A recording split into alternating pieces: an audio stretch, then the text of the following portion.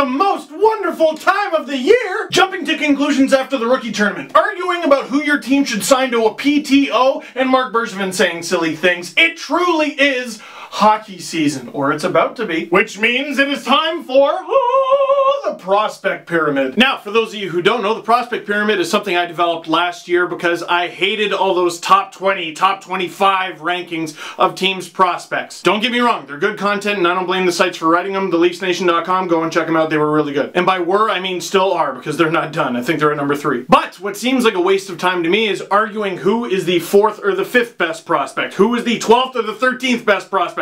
Who? You had this guy at 15? No, he should be at 20. No, he should be at 1. Instead, what we do is we put the prospects into tiers. For those of you who need a refresher, here's what I had last year. Austin Matthews. I'll just close in on this a bit and give you a little bit of time to read it in case you missed last year's, but holy smokes, what a difference a year makes. A year ago, all of these players were prospects of the Leafs. Well, what about Carrick? How is Carrick not on that list, but Nylander is? That doesn't make any sense. As we went through it last year, this is my video and I don't care. My rules. Now, the Leafs did lose 2 prospects who were featured last year. Victor Louvre was traded to the Devils, and Brendan Leipzig, though it pains me, was taken by Vegas in the expansion draft. Now, we got to take the guys who were in last year's prospect pyramid who ended up playing on the Leafs out of the thing. Let's set a rule so there's no confusion for a guy like Gauthier or Kapanen. We'll restrict it to players who played in at least 50 games with the Leafs last season. Matthews, gone. Nylander and Marner, gone. That's right, the top 2 tiers were completely wiped clean and we're only half done.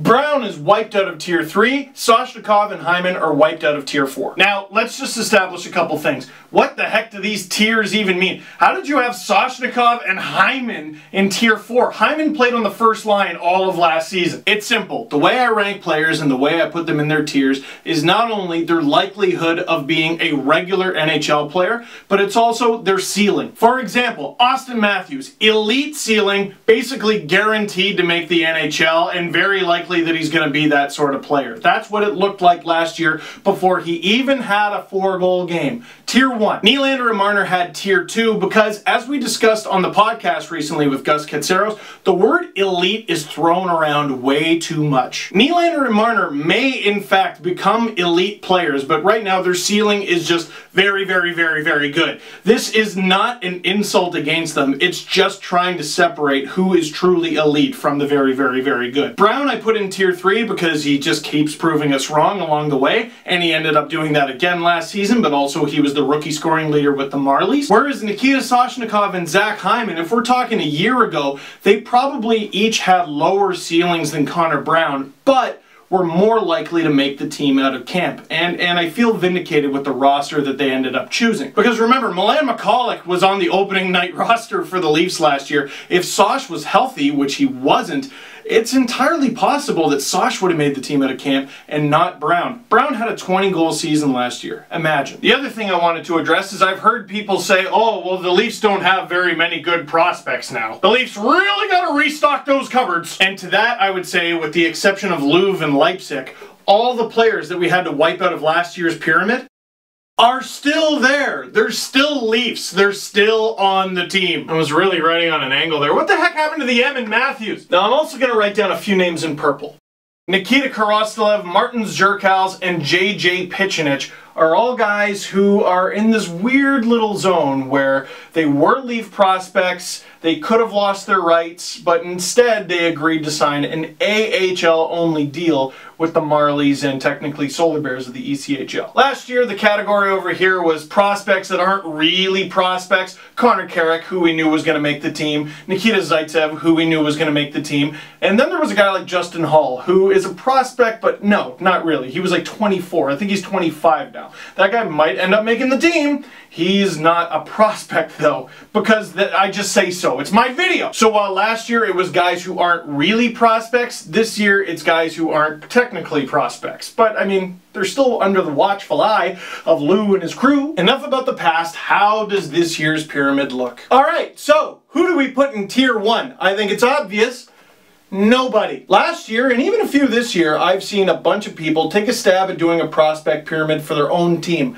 I welcome it, I encourage it, I think it's a great thing in practice. But when I saw the players some people had in the top tier, I'm like, that's not Matthews, man. Because remember, your top tier isn't just where you put your best prospect, it's where you put your elite prospects. Now, is Timothy Liljegren closer to Austin Matthews? Or maybe a Nylander Marner. For me, and remember you got to go back in time to get this perspective, Liljegren reminds me more of a Nylander or a Marner. He's not going to make the team right away, it doesn't sound like.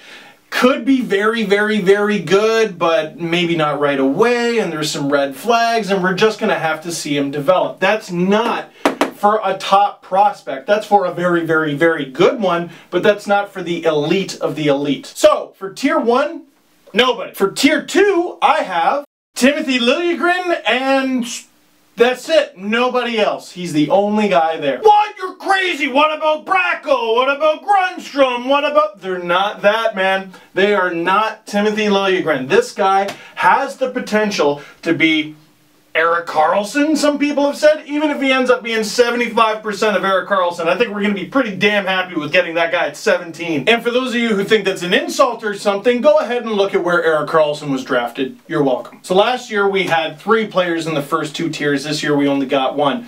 Here's the good news. Tier 3 has more players than it did last year. Trust me, it's not an insult to be in Tier 3, and a lot of these players, their upside reminds me a bit of a Tier 3 player. How about a Connor Brown? Kasperi Kapanen, I think we put way too much pressure on him to be Phil Kessel. If we just let the guy be Kasperi Kapanen, I think we're going to be very, very pleased with him as a player, and we're going to see that Tier 3 is not an insult. Jeremy Bracco, a little bit different. We haven't seen him in the NHL at all. We haven't even seen him play pro hockey, but he has a high-ish ceiling, but we still don't even know if he's going to make it.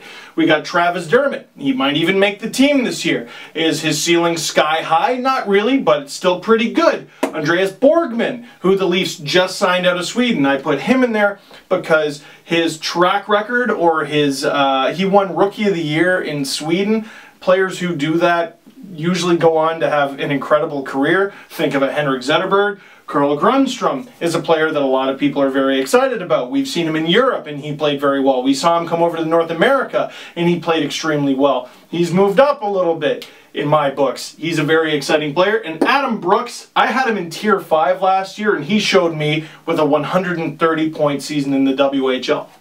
These are all players that are not necessarily elite. They're not even necessarily very, very, very good, but they are players who have a legit good chance to be impact NHL players within, let's say, the next 2 years. Tier 4. It's about as full as Tier 3. Now there's Andrew Nilsson, who I think I might have even demoted from last year. He, again, has a chance to be a good NHL player, a regular NHL player. But now that he's played a full year of pro, we know a little bit more about him, don't we? Needs to work on playing his own zone. Needs to work on taking fewer penalties. Tremendous offensive upside. It's not an insult to be in this tier. Yegor Korshkov, a second-round pick from a couple of years ago. This guy had an excellent season in the KHL last year. Broke his leg, and he appears to be off to a sluggish start this season. So, again, still a guy who looks like he could be very good, but I'm going to wait and see how he recovers. Emily Rasanen is a guy who the Leafs just drafted in the 2nd round. He's huge, he put up decent offensive numbers, but a lot of big guys tend to not work out these days, so I'm being cautious with him. Andreas Johnsson is another guy who I definitely moved down from last year. I think the same of him that I did last year. I might even think he's a better player than I did last year, but he's getting a little older, and prospects age quickly, right? You want someone who's 21, but all of a sudden they turn 23, and you're going, what the heck? He's in the kind of player get off the pot territory. He needs to make the NHL at some point in the next 365 days, let's say. Callie Rosen, same territory. Leafs signed him. A lot of people were excited about all the promise. I am too, but he's getting a little older. Miro Aaltonen, again, that's a guy I just don't feel like I know enough about to rank higher, but a lot of people seem to be excited about him. Diminutive forward, seems like he might be able to play center or the wing. And then we got Demetriou Tim Aschoff, who is a player with very high upside, I think, but 5th round pick, didn't play a ton last year, minutes were kind of limited, didn't put up a ton of points. I'm waiting to see with him. But that description matches Kasperi Kapanen of a couple years ago, Brendan Leipzig of a couple years ago. This isn't a death sentence here. Now, as I'm editing this video that's taking a really long time to make, imagine my horror when I discovered that I forgot to include Kirby Rifles. So let's go ahead and put Kirby Rifles in tier 4 for roughly the same reasons as Andreas Janssen, and just pray that I didn't forget anybody else. Now, tier 5, I'm handling way different from last season, and you're either going to really like it or really hate it. How did I almost misspell Valiev? Now this is going to be a confusing one for some people because it's tier 5, it's the second lowest tier you could be, and yet out of the 5 players who are included, 3 of them have played in the NHL. Rinat Valiev, Tobias Lindberg, and Freddie Gauthier. Freddie Gauthier played last year and looked okay, scored a couple goals, but all the players in tier 5 with the exception of Lindgren, who admittedly is just a defenseman in Sweden who I don't know enough about to make a proper judgment, all these guys are in the what are we doing here category. Because they're a little older, because they have a fair amount of professional hockey experience now, Rinat Valiev, Freddie Gauthier, Trevor Moore, yeah, those are all guys who I could see the Leafs calling up in a pinch. Those are all guys I could see playing in the NHL. But as Leafs fans who have watched the Leafs over the past decade plus know, just because you're playing in the NHL does not necessarily make you an NHL player. What really is the upside of a Rinat Valiev? He might make the team. I don't think he's going to play higher than the 3rd pair, and I don't think it's going to last for very long. Freddie Gauthier, what's the ceiling there? He might make the team at some point. I see him as a call-up fill-in and a guy on the 4th line center who can maybe help you kill penalties. That's kind of nice. Trevor Moore, they would just plug him in if they had a few injuries. I don't see this guy ever making the team out of camp. I hope he proves me wrong. Tobias Lindberg is he's in danger of being a healthy scratch on the Marlies. Not because he's bad, this isn't an insult, but holy smokes is that team stacked. He's definitely got a season here to prove a lot of people wrong, including myself. I hope I am. And tier 6, which is my favorite, everybody else! Now while I was making this thing, I was writing tier 5 and I was pretty happy with it, but then I was like, should I add this guy? Should I add Chabikin? Should I add Babilev? Or there were a couple guys that just drafted. What about Fedor Gordeev? What about the whole reason I invented this thing was to save time. And here I am racking my brain about who to put in tier 5 instead of tier 6. Screw that. If I thought of you, if I had some great thoughts on you, you're going in tier 5. If I didn't, you're going in the everyone else pile. That doesn't mean you're not going to make the NHL. That doesn't mean you're not going to make me look stupid. That doesn't mean you're not going to raise the Stanley Cup and win millions of dollars. It just means I'm trying to save some time here, guys. So, look at this. Look at this pyramid. And now look at the players in red over here. Look at this.